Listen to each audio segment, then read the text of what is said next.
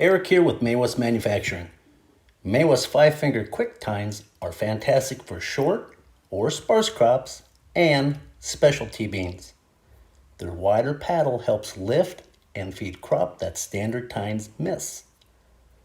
They are very easy to install and simply snap over your existing fingers and no tools are required. We recommend installing them every third finger. On your first row, start with the second finger to make sure you clear the end cap. Then, on the second row, and so on, stagger them to create a sweeping action.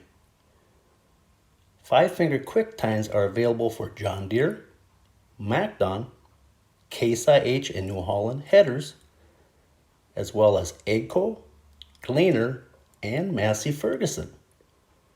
See